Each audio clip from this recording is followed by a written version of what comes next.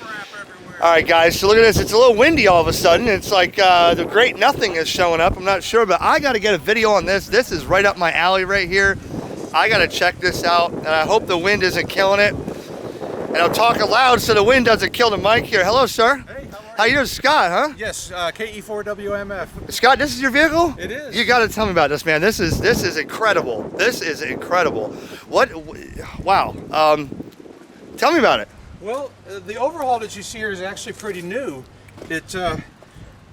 Quick question for you. Yeah. Do you want an external mic or anything? No, it's good. Okay. Just as long as you talk loud. Yeah, this does pretty good with this noise All right, canceling. good. So, yeah, this is a relatively new overhaul. The equipment has all been in here, but you were talking earlier about the rat's nest that you might have if you put it in. And while I had a pretty neat setup, it wasn't all consolidated in one space like it is right now. I used to have a big subwoofer back here and everything. Yeah.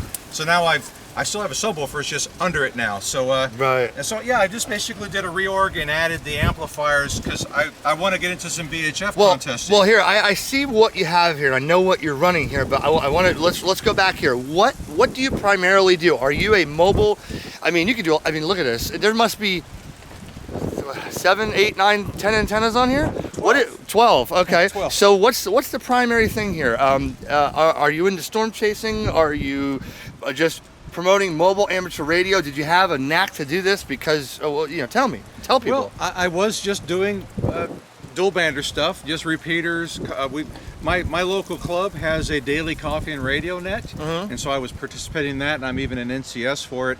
And then I've had HF on my cars for 15 years, and in and out of interest with that. But POTA kind of changed my interest a little bit because it's tough to compete with other stations, home stations, when you're mobile. Right. But if I'm an activator, then I'm the DX. And so anybody who calls me, I know they can hear me. Right. So that's what I appreciate about it. And if you guys want to take a snap, if you want to pause the video, you can look at this. Here we go. 1, 2, 3, pause the video. All the stuff that's in here.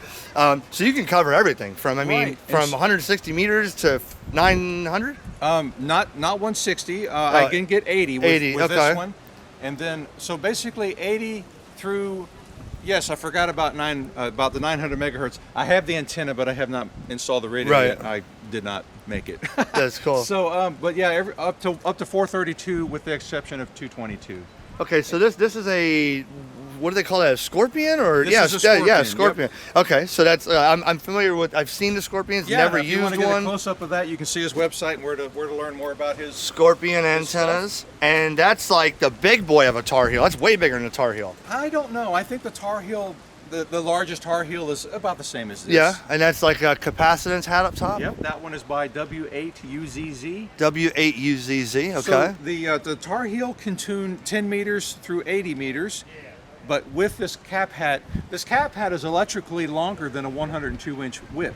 Okay. So it adds a lot of, it draws a lot of current up the radiator. Right. But with this cap hat, I can only tune as high as 17 meters. And here's the catch. I'm right on the edge of 17 meters, right? And here I am on the asphalt. Most people don't realize this, but the way I have this mounted, which I recognize is not ideal being in a trailer hitch, if I'm on concrete, I can't tune 17 meters. Can you guess why? Why? The rebar in the concrete, it detunes. Really? Yeah, so if I Interesting. transition between one surface and another, I can see a difference. So, but 20 meters and 40 is my bread and butter on this. Interesting. Okay, so let's look at the antennas here. Ham Radio Concepts is brought to you by HamRadioPrep.com. It's never been easier to learn about ham radio before you take the exam. And Ham Radio Prep makes it fun and guarantees your success. Visit HamRadioPrep.com. Use the code ERIC20 to instantly save 20% off every course you buy. Remember the name, HamRadioPrep.com.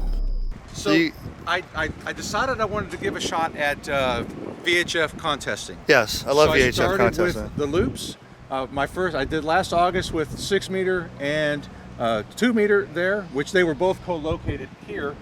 And then for September I added the 432, and I made a couple of contacts. None of this have been really heavy-duty efforts. And you drive with it on here? Yes. You don't have to take that off. You can drive with it on here? Yes. Wow. I mean, these are magnets? No, they're actually suction cups. Watch this. Oh my God. Right? And so they're Look made how by, easy that is. They're made by a company called Sea Sucker, and each one has 210 pounds of force. Wow, look at that. And you just pump it down, and basically when I stop at a rest stop and that's already tensioned pretty good, I just check, and if I see orange, then I know I need to give it a few pumps. Look at that. So, that is amazing. This is secondary retention. I have these just in case I hit a tree limb and break something. Right. Or how about this? Come around a country corner and you see turkey vultures in the road. Yeah. Sometimes they just scatter and sometimes they go straight up. And Right. I've hit smaller birds with these and it did not end well for the bird, but I don't know what a 15-pound vulture would do to this. So Wow.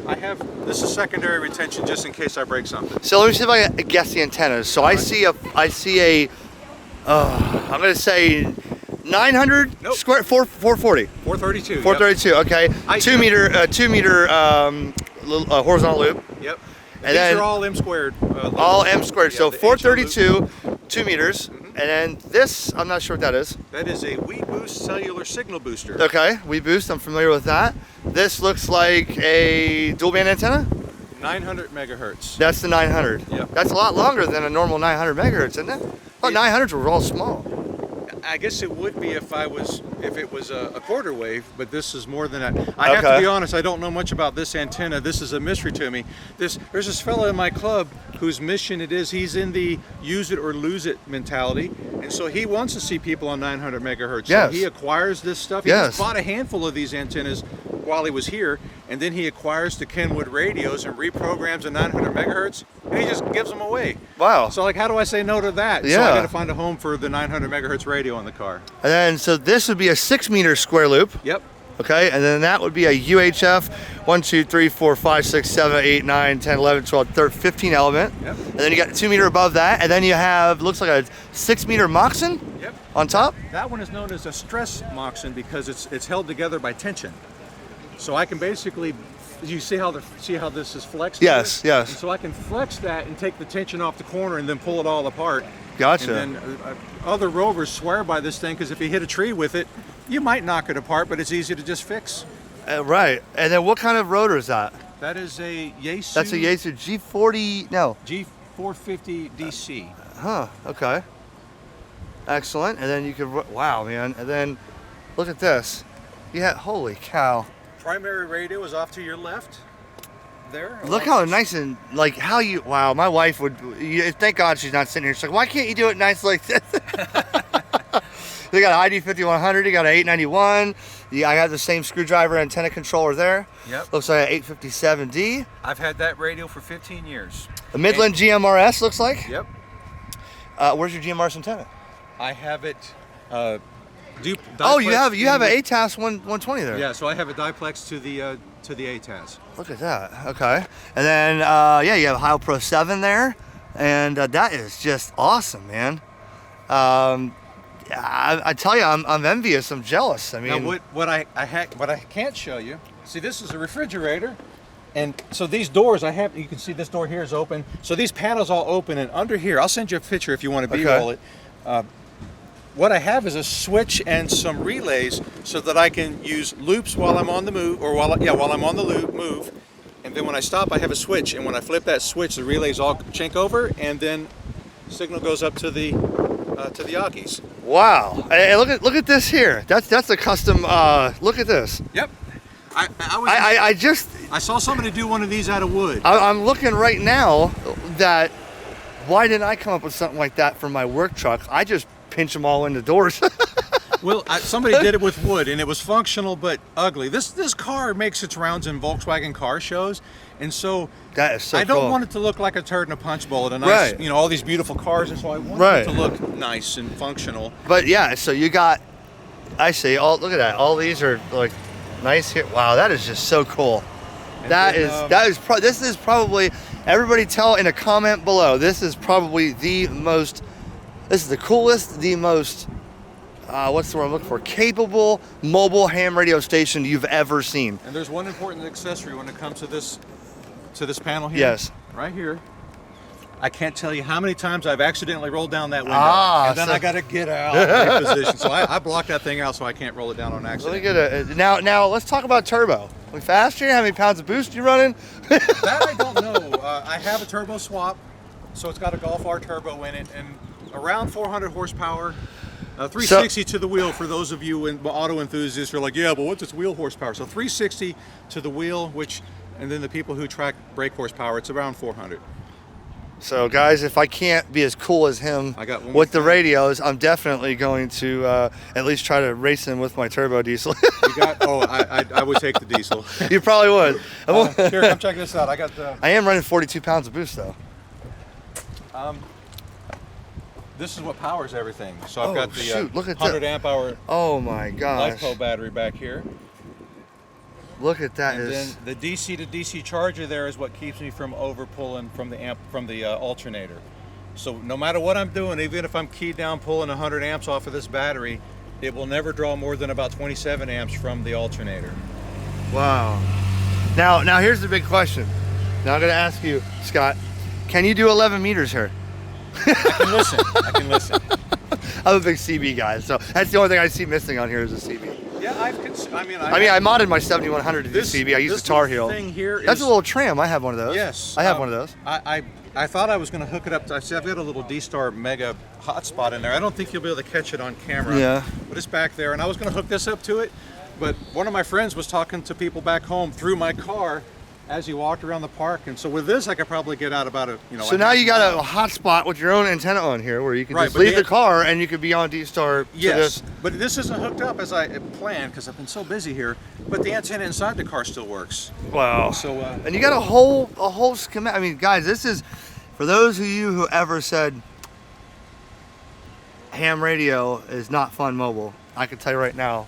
This has got to be just man. This has got to be exciting to ride in. I don't know how much DC cable I have in the car, right? But I have around 200 feet of data, speaker wire, and microphone cable, and 275 feet of coax. It's all LMR 240, yeah, except for a little bit of LMR 400 on the outside, and that's mostly for rigidity to keep everything off the paint than it is for RF performance. That is so cool, man. See this? Yes, what? This isn't important, but this is what I use. This is what I use as a template for the window cutout. That's how I figured out how to shape it. So I like these things. Those are cool. Never seen anything like that. And man, I just and how long have you had this? Had what? This setup like this. So the rotator is relatively new. I've only had that on the car for about 30 days. Okay. My goal was to get it up and going for the January contest, but I didn't quite make it. And so, but the rest of it has been up there for a while. Once I decided to run the rack full time, so that I could, because I start using these horizontals for weekend nets. Mm-hmm. So I didn't like taking off, putting on, putting on. So I just leave it on. And once I left it on, I was like, oh well, look, I can just populate it with more verticals, and so I just kind of went nuts with it. That is with cool. The goal knowing that I wanted to put this up here. So. Can you do APRS in here? Yeah, you got the Yaesu in there, right? Well, that Yaesu doesn't do it. Somebody wants to. No, you have the 5100, and you don't have the. I was thinking you had the 400 in there. I think if I had the Yaesu, I probably would do APRS, but because I don't, I do DPRS, which is their version of it. And I usually, for example, when I hit the road, I use APRS Droid and just beacon my position that way. Right. Yeah. Well, Scott, I have to tell you, man, this is by far. Let me back up here. This is by far. What do you think, Eric? It's awesome. Isn't that cool, dude? What's the height clearance? 11 feet 6 inches. So I make it under most bridges, and I do all right. Josh, look at this, Josh. McDonald's. Huh? Most bridges, few McDonald's. Look, guys, it's Josh from Ham Radio Crash Course. Guys? Isn't this cool? It's the fastest car to ever have an antenna. Oh yeah, we started. I can't go over 75. I started with the well, now let's talk about the turbo and the horsepower. But I didn't think about that though. You wouldn't be able to just. That's what you told me, right? 75 is the max you take it? Well, that's where I'm comfortable. I do 70, and I'll punch it to 80 to get around somebody if I have to. And then this morning, there was a whole string of cars, and they didn't want to let me over, so I gave it the beans, and I got over.